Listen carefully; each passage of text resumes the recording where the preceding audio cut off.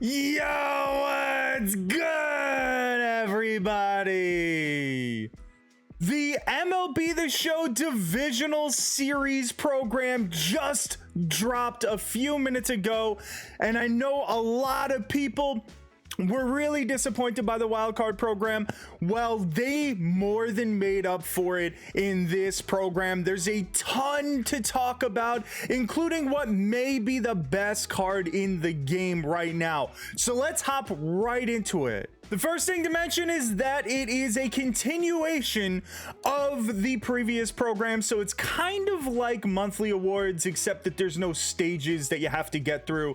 There's going to be 10 new moments and 28 new missions, but let's go over the cards right away. The first card is Yensi Almonte. He's a right-handed relief pitcher. He's got 118 hits per nine, 121 Ks per nine, and 78 walks per nine. So he was looking really solid up until we saw those walks per nine. The walks per nine is going to control how big the par is when you're pitching, so you kind of want it a little bigger. The only thing is, he's got a pretty damn good pitch mix. He's got slider, sinker, fastball, and circle change. He also has outlier on that sinker, so that's going to be a massive difference maker.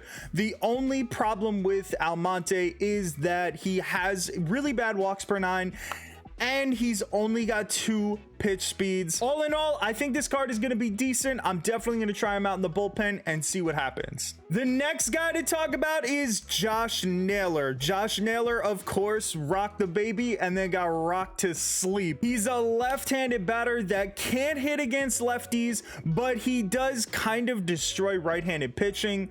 The issue with him is that he's a first baseman, so you're probably not really using him. He's not going to be worthwhile in the outfield with that 42 speed. You can maybe get away with using him as a bench bat. Next up is George Kirby. Now, this is a guy that I really like over Almonte.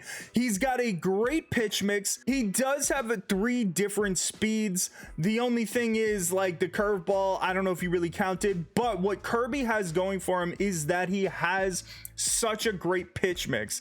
He's got the sinker, slider, and cutter, and he has outlier on the sinker, so that is really amazing. He also has 119 hits per nine, which is going to keep your opponent's PCI very small. 101 walks per nine is going to keep the par at a reasonable size. That's around average for this point in the year. I'm really looking forward to trying out this George Kirby. He is going to be a really solid bullpen pitcher. Now, Tyler Anderson, he actually does have really good speed differentials. He has 92 on the fastball, 78 on the circle change, 87 on the cutter, 91 on the sinker, and a 12-6 curveball at 73 miles an hour. My only issue with this card is that he only has 100 hits per nine. He only has 97 Ks per nine, and then of course 88 walks per nine. Unfortunately, Tyler Anderson is not making your rotation. We have a ton of great 99s at this point. Paul Sewald is up next, or Sewald, I don't know. I can never get this dude's name right.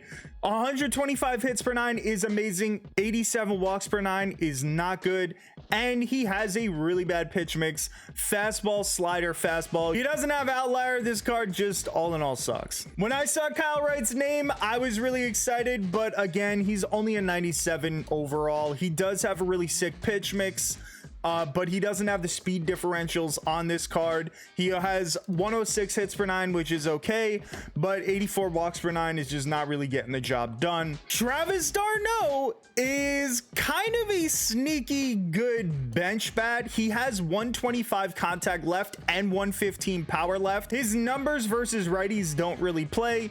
He does have pretty good defense. Darno could be a sneaky good budget option off your bench if you don't have any of the other top tier catchers, because he can hit against lefties if you have a catcher that only hits well against righties. And we have the throwback Jock Peterson from last year's postseason in this program. Although Jock Peterson is a 98 overall, this card was absolutely insane last year. He is an incredible pinch hitter against righties. He has 100 contact rate and 125 power rate, which I know you're looking at it, 100 contact is not great, but Jock Peterson has the pinch hitting quirk on this card that automatically is going to make his PCI bigger when he comes off the bench as a pinch hitter. So he's actually sneaky good. He also has pressure cooker, so that adds to it. Again, the PCI will be slightly bigger when there's runners on base.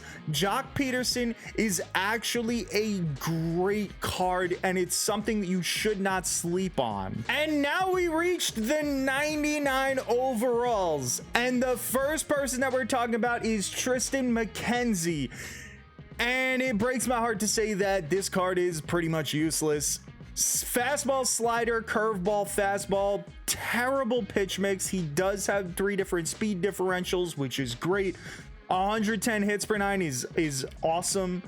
92 walks per 9, not so great. So although he's a 99 overall, I really wouldn't be messing with Tristan McKenzie. At first, you may look at this Matt Olson card and think nothing of it. 103 contact right and 125 power right are pretty decent numbers for this time of the year. Then 90 contact left and 100 power left is not good. But this Matt Olson card actually has a ton of active quirks. He's got homebody, day player, first pitch hitter, breaking ball hitter, situational hitter, and pressure cooker. He may very well end up being a pretty decent pinch hitter. And Matt Olson has a great swing that I think a lot of people love. My only issue is that we do have a lot of great pinch hitters. I think I'd still lean towards Jock Peterson a little bit more because his pinch hitter quirk is not so situational. If he's coming off the bench, he's a pinch hitter. Matt Olson has a lot of active quirks, but the situation's got to be right. Oscar Gonzalez is a really well-balanced card. He's got 109 contact right, 105 contact left, 118 power right, and 107 power left. He has 80 fielding, 81 reaction, a 99 arm, so nobody is going to be tagging up against him. And he's got 85 speed. This is kind of a very good outfielder card. The only issue is that we have a lot of great outfielders right now. His only active quirk is pressure cooker, which makes him perform better when there's runners on base. So if you really like Oscar Gonzalez's swing, I don't blame you for putting him on your team. There are a ton of better options out there though. Luis Castillo is a card that I was super hyped about when I saw him. He's slightly disappointing, but I'm still gonna give him a big time shot. He's got 114 hits per 9, which is amazing. 100 walks per 9, which is pretty damn good, but he only has 2 different speeds. He's only got 99 on the fastball and then 95 on the sinker, but the sinker has outliers, so the sinker's really gonna get up there to like 99 miles an hour. And then he's got an 88 mile an hour slider and an 88 mile an hour changeup. I usually do really well with Luis Castillo cards. I feel like he pitches really well and his windup kind of throws off batters a little bit, but ultimately I think the lack of speed differentials is going to hurt this card too much. And the top throwback card in this program right now is last year's Kike Hernandez, and Kike was an absolute beast last year. He's a primary center fielder that could play second, third, short, left, and right field.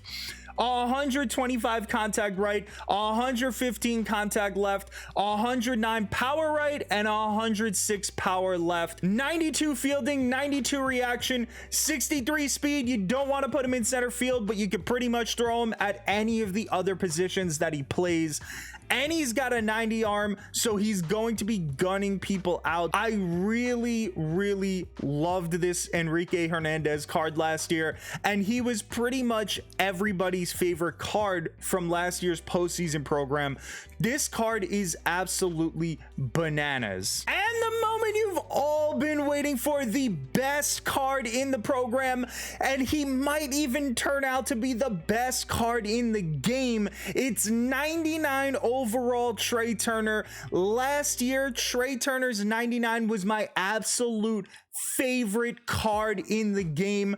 118 contact right, 106 contact left, 111 power right, and 98 power left. I know what you're thinking, man, those lefty numbers are not great, but let me tell you something about Trey Turner right here. Look at all these active quirks: fighter, rally monkey, breaking ball hitter, dead red, unfazed, first pitch hitter, day player, homebody, pressure cooker. Trey Turner is absolutely disgusting. All those perks stack on top of each other and make it easier for Trey Turner to hit because his PCI gets bigger. So in reality, he doesn't have just 118 contact right and just 106 contact left.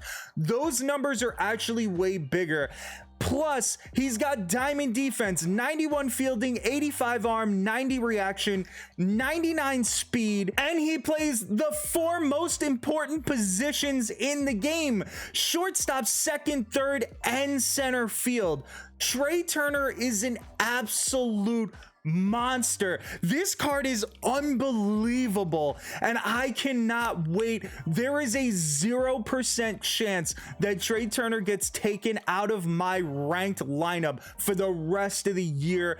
I am so hyped for this card. And that is the divisional series program. What an amazing program it is. We got a whole bunch of brand new relievers that are probably going to make the ranked squad, at least to give them a try.